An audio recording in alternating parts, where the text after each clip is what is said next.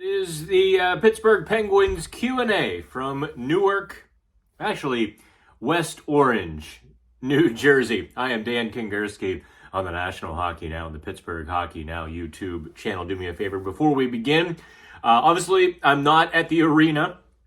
I was not hanging around downtown Newark any longer than I had to. Do me a favor, like and subscribe. We've been doing these almost as therapy, I think. I haven't yet done the math. In fact, I probably should now, but I believe that in their last 12 games, the Penguins are basically 4-8. Down the stretch, everything to play for, the Penguins are 4-8. They were 3-7 going into Philadelphia, right? So you beat Philadelphia, you're 4-7, you lose to New Jersey, and now you're 4-8. So I put out the call on Twitter, as I always do. Questions, comments, venting, their therapeutic value is debated, but I appreciate you checking these out by the thousands that you have. So I don't know how to break down that game on Tuesday night in a hockey sense. New Jersey was faster, New Jersey was hungrier, New Jersey was better, New Jersey was everything to the positive, right? The Penguins were everything to the negative. I didn't quite know how to ask the question because I had asked it a couple of weeks ago of Mike Sullivan and a couple of players, and maybe I asked it too soon. They bristled. My question was, how concerning is it that your team is having trouble against Metro Division teams in big games? A couple weeks ago, or a few weeks ago now, I got the, I don't know what you're asking answer from Mike Sullivan. I thought I was going to get it tonight. I thought he was stepping right up to, tee me up and answer that, because the way I phrased it on Tuesday, it's been a really long day. I got up at 3 a.m. and drove from Pittsburgh to New Jersey to save one night hotel room. But anywho, so now that it's almost midnight as we record this, it's been a little bit of a day, huh? I asked Sullivan, how dangerous is it to have such a disheartening loss? How dangerous is it going forward? Again, it takes away your spirit. Actually, I use that word, takes away phrase, takes away, that can harm the spirit. And he kind of rocked a little bit. I'm waiting to be teed up. And he didn't. He's like, well, we can't think like that. We don't have the luxury of thinking like that, which is a very fair answer. They shouldn't think like that. But clearly, they look to me, they beat Philadelphia. Or I should say they won against Philadelphia. I can't say that they beat Philadelphia. They look to me like an exhausted boxer, getting to that 9th or 10th round, hands down to the side, kind of knowing you're losing or going to lose, trying not to get knocked out, hands dropped, chin down, gasping for, trying to find a breath. By the middle of the second period on Tuesday, and I took a picture and I tweeted it as best I could. Obviously, I don't sit up in the press box with a telephoto zoom lens, I've just got the iPhone 14 as we record on this now, of the Penguins bench. I took the picture. During play, like the 3/4, just silent. And at this point, the game is 3-0. It wasn't much different, quite frankly, at 2-0. The Penguins were still technically within striking distance. 33 minutes to go. Down 3. Hey, the Penguins have choked up bigger leads than that, or choked up the same lead. But on Tuesday night, they knew.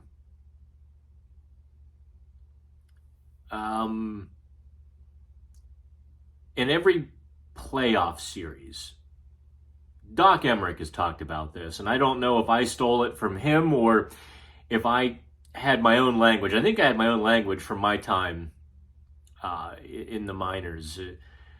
In every playoff series, and I'll use Doc's word, there is a moment of inevitability in which both teams understand who's going to win and why.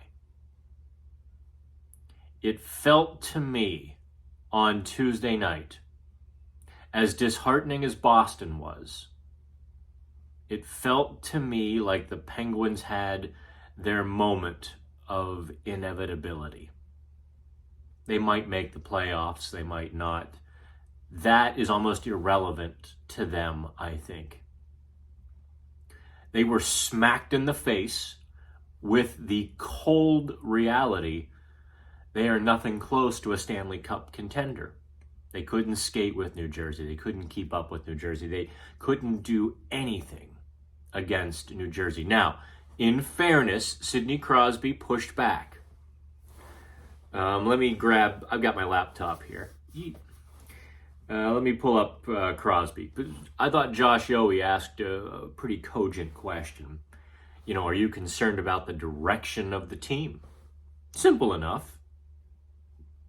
Actually, Sid gave him the, I don't know what you're asking, which was kind of amusing. So Josh made Sid mad, I've made Gino mad, and we've all made Sully mad over the last several weeks at one point or another.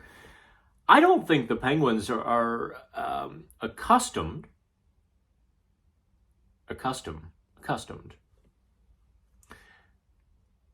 Speak good, write well. I don't think this team, this organization is accustomed to being grilled, to being asked pointed, difficult, sometimes unanswerable, but must ask type questions. I don't think they're used to this. By now, they've usually erased doubts and, people buy in, people don't buy in, whatever it is. This is the first time that water is rushing through the dam. And I'm realizing I should be writing this instead of speaking it maybe, but it's helping me find the right words to this as well, because Saturday was a bit of a shock, the way it went down. They had a point in their hand, and they couldn't keep Boston off the board for 3 minutes. Tuesday, they were thoroughly outclassed, start to finish, in every phase. Their power play looks genuinely pathetic. They're racked by indecision. They're standing. They're looking at the PK, thinking, what do I do? Now, the Penguins' power play is obviously prone to that sort of nonsense that other teams don't go through. And because of the stature and status of the players on this power play, they can kind of get away with it. I would not be surprised to see Mike Sullivan make real changes to the power play Thursday for Minnesota. As I look now, we're at midnight, and I do not see a canceled practice. So it looks like they're going to practice on Wednesday. Darn it. If they weren't practicing, I was going to stay and go get some lunch in New York City before heading home. I guess in theory I could, but you know me. If there's work to be done, I'm doing it. And if there's no work to be done, I'm making it. Let's get to the Q&A here. I've talked for 10 minutes, although I think I've maybe answered a few questions in the process as well. That Rob guy says, biggest game of the year, Pens couldn't give a damn. They're better off not making the playoffs. Why get embarrassed?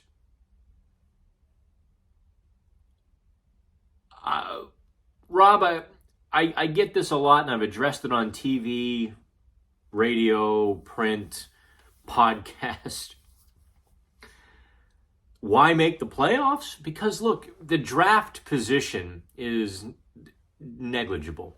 A couple spots is the difference between making the playoffs where they're at and not making the playoffs, unless they were to, cash in and, that 1 or 2% chance and win the lottery, and then they move up 10 spots. They don't actually win the number one pick. They just move up 10 spots. That's about as much as they could hope for. So the reality is, do you want to pick 17th or 18th or 16th? There's no difference there. But making the playoffs, why not? Why get embarrassed? Because you don't know that you're going to get embarrassed. Put your chips on the table. Let's see. If we know anything from the playoffs, it's that one bounce. Sorry, let me fix my jacket. One bounce, one moment can change everything. This team is obviously struggling to find that one bounce, that one moment. I thought Rickard Rakell's goal from Sunday, off the glass, off the goalie, in, might provide that. Boy, did Tuesday dump some cold water on it, huh? Rob finishes, I can't believe how wrong about Hextall I was. Really wanted the guy. Now he'll go down as the dude who ruined this team. How soon will he be fired? Judd says, what is Penn's record versus playoff teams based on tonight's standings? Judd, Google it. I'm sorry. Listen, I don't keep these stats. Look it up. How soon do the Penguins fire Hextall when the season ends? Dustin asks. Dean, these are straight chronological order. Dean Bumbaco, is there a chance Hextall is back? I feel like you've asked this before, Dean. And if not, shouldn't the GM hire his coach? I think Hextall is back. Otherwise, why would he be allowed to make the Granlund move after all of his crap moves last summer? Team leaders, 87, 71, and 58, stale as well. Let's not throw the baby out with the bathwater with Crosby, Malkin, and Letang. Actually, I don't think they're the problem. I genuinely don't. Sid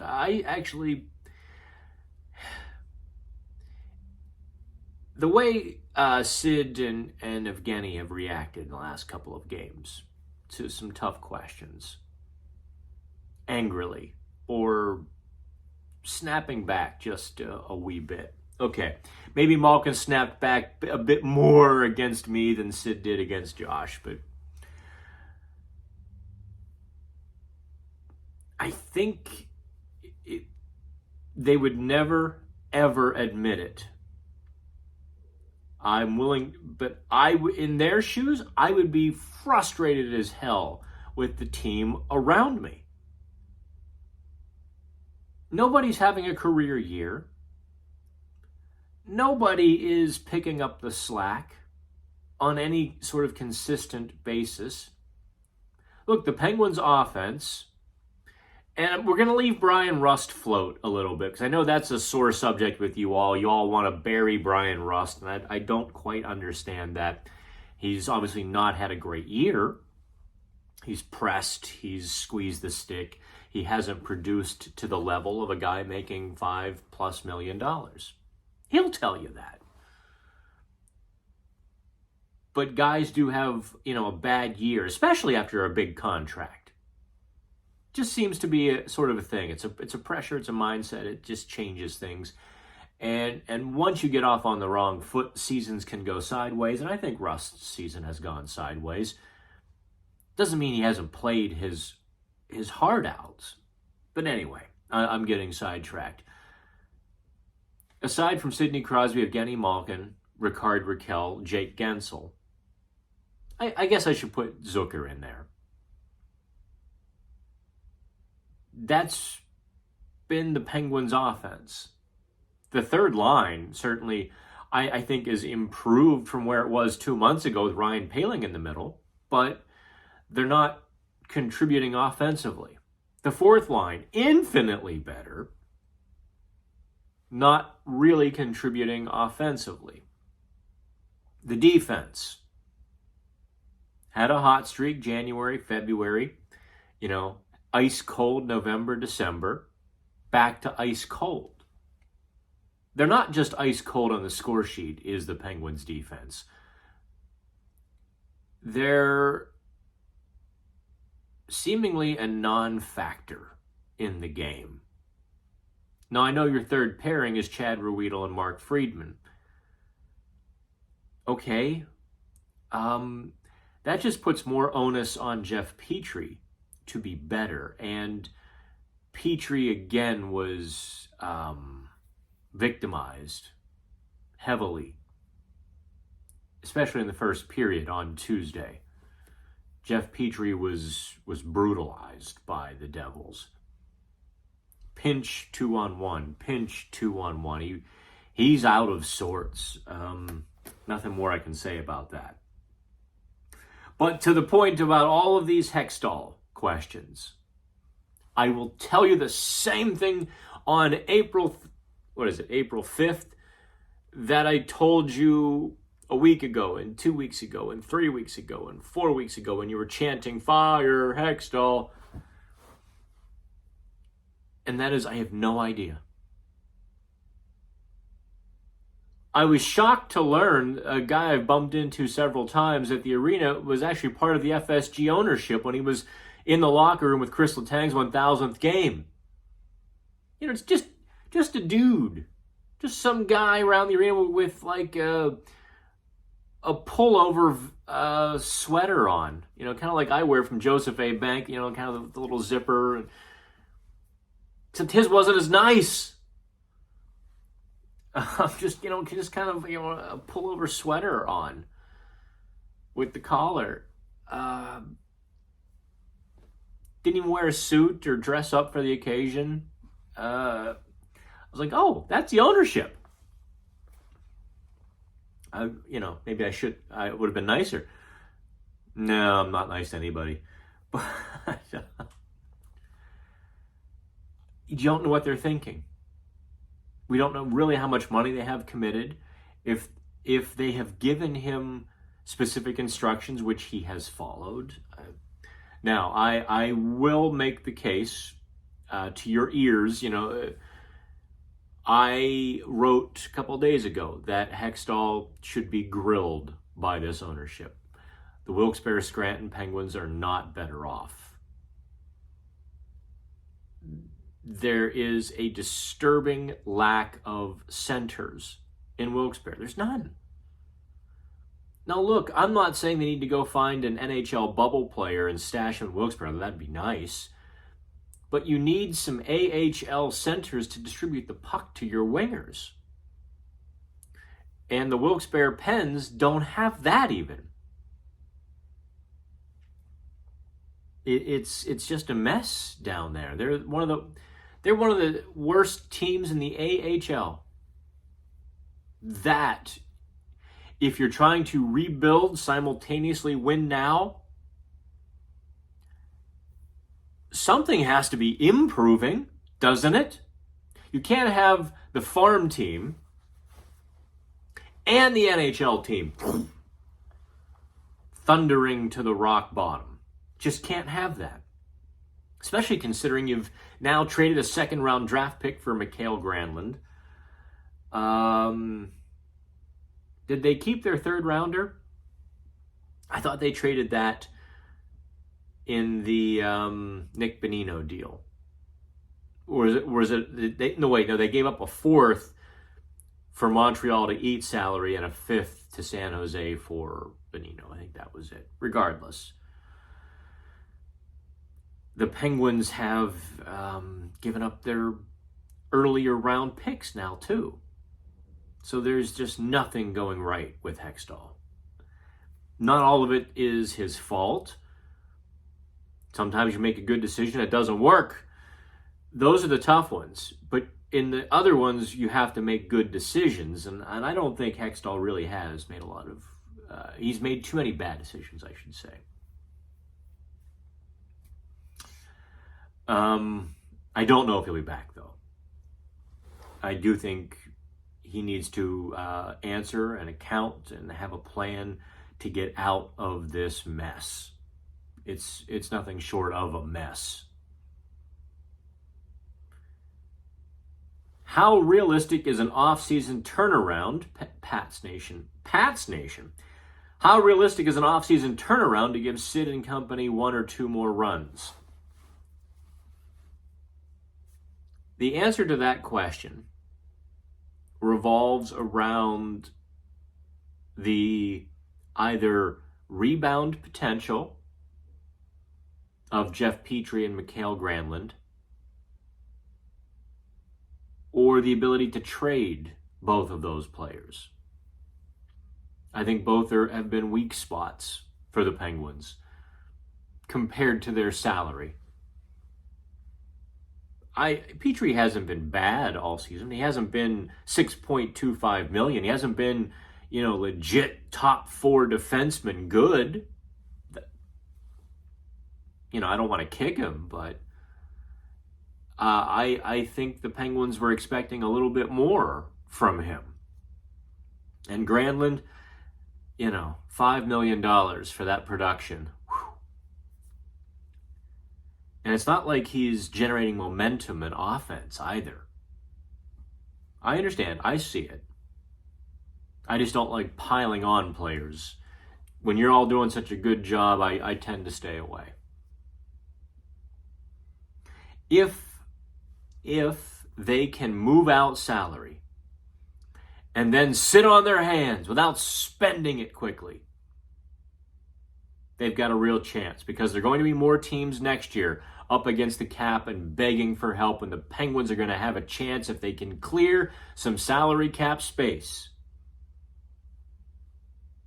They're going to have a chance to A, get some great values on the trade market, and B, use their cap space, weaponize it like everybody else has, like the teams with cap space have.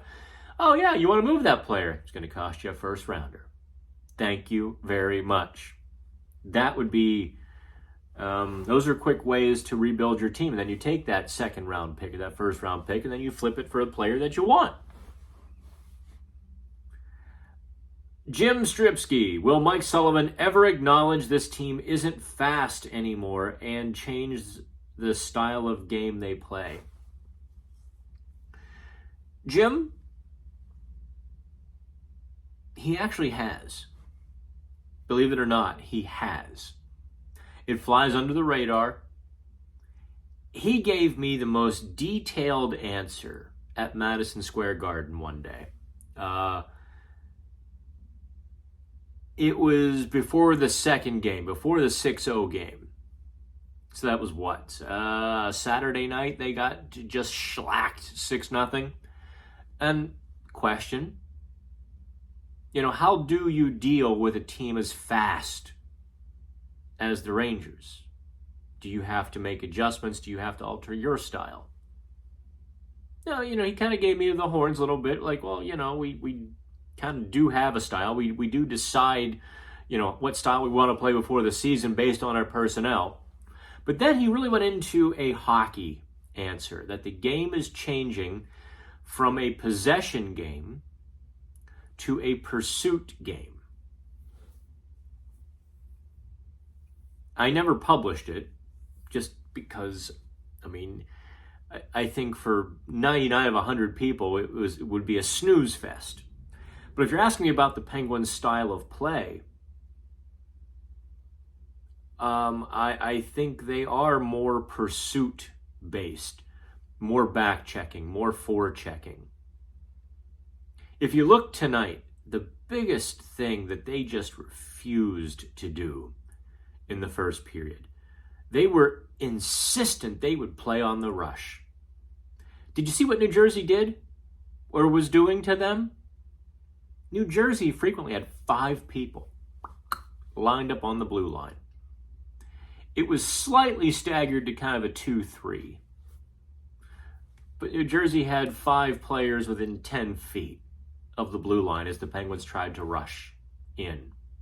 Now, the solution to that is to dump it in. Go get it.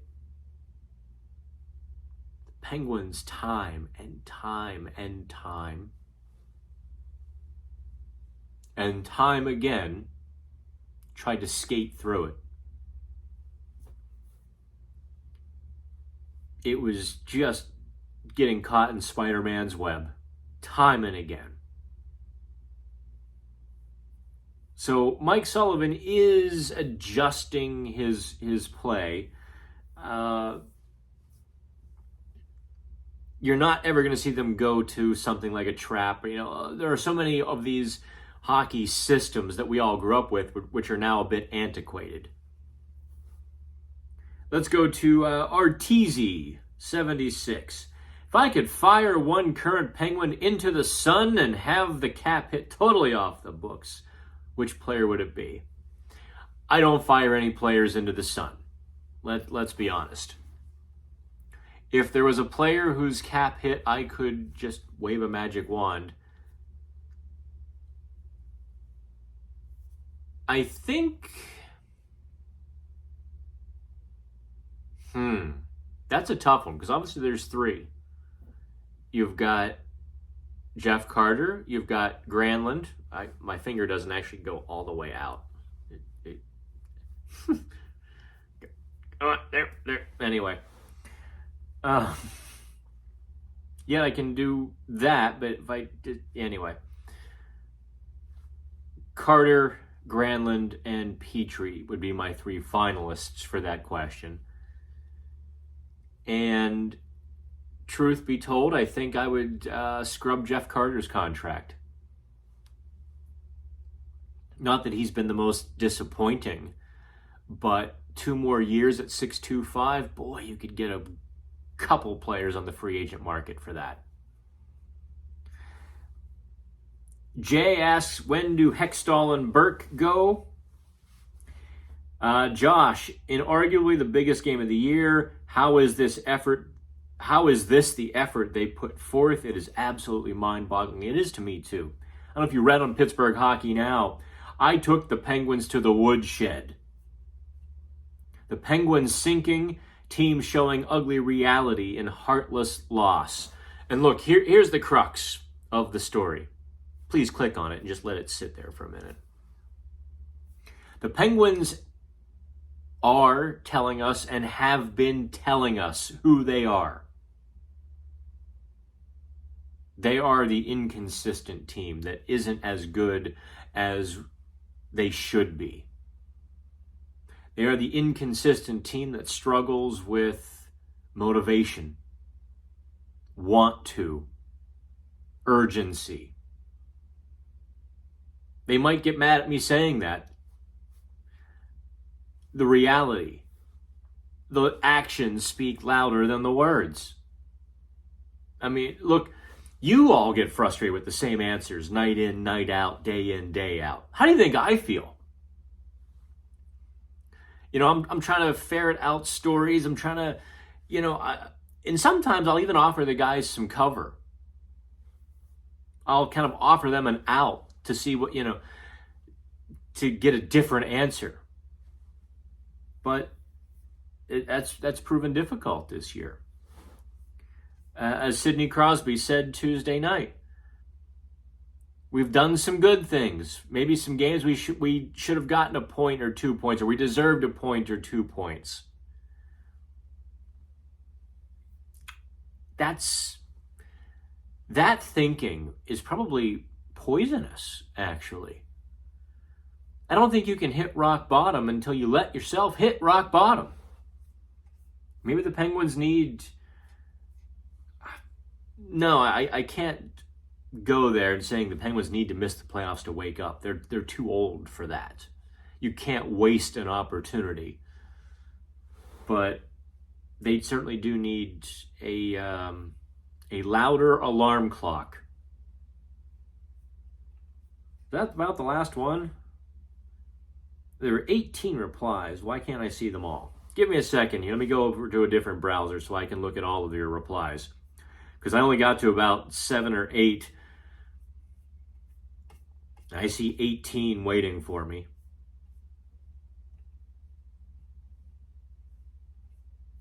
Okay.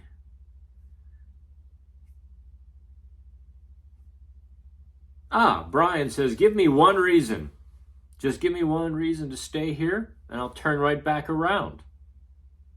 Anyway, no, he didn't really say that. Give me one reason why I should have faith this will be fixed when the GM fixed the bottom 6 by trading guys to bring in small, slow, soft, overpriced forwards who can't score and saddled him to the team for multiple seasons. That's the guy to fix this. Brian also says, boy, it'd be nice if the Penguins had a defenseman like Marino. Oh, wait.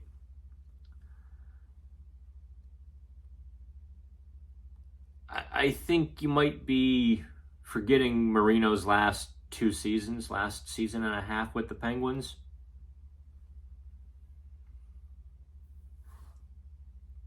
The Penguins could use a guy like Jared McCann. Actually, that one, yes. Jimmy Hoffa and the Pens were both buried in New Jersey. That's pretty good, Mikey. Let's see here. Petrie is a disaster. Marino looks really good. What was Hex thinking? Let's not start rewriting history completely here. Got a couple more replies. Let's see here. Plain and simple. Oh no, we suck again.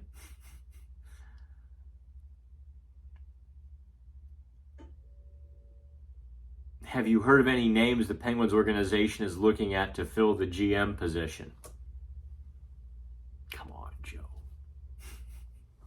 All right, kids. That is it. I think my first 10 minutes really probably spoke to everything I needed to say. And I have to write this up, get it published, then write the Dan's Daily, and get up at 6 a.m. so I can be back in Pittsburgh by noon. Y'all think this is glamorous sometimes, don't you? You think, oh, it's so cool to cover a sports team. I get emails all the time. Mr. Kingerski, which I hate, by the way.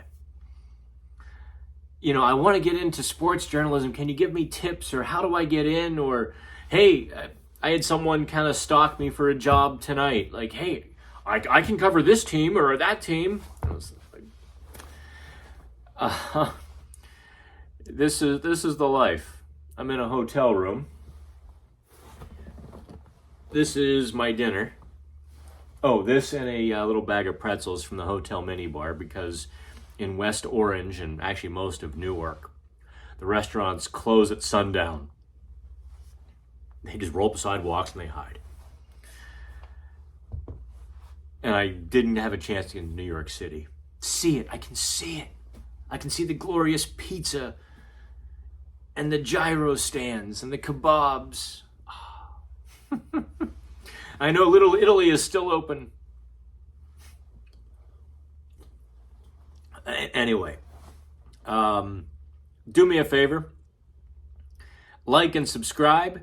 Also, if you can, if you're in a good position, subscribe to PHN Plus. Get the ad-free experience. I know there's some ads on there right now. Our new folks are still conducting some tests. Bear with us. We had to do some technical things, and they're running tests, but they have to be logged into the system to run the test. So we have to put the ads on for even people. So even I'm seeing them. So you and I are in the same boat. It's a little bit annoying. I know you want the ad-free experience, but this is part of making sure PHN is on solid footing going forward, because I promise you, the economy is greatly slowing, even if it's not being reported. Companies are pulling back advertising. The ad rates that we live on should be up here, and they're way down there right now. So we're going to be relying on you to help us out. Subscribe to PHN even if you like all the free content, if you can, these trips certainly aren't easy or cheap. Okay, that's my sales pitch. 35 minutes. Off the cuff. I'm that good, huh? All right, I'm Dan Kingerski, Pittsburgh Hockey Now.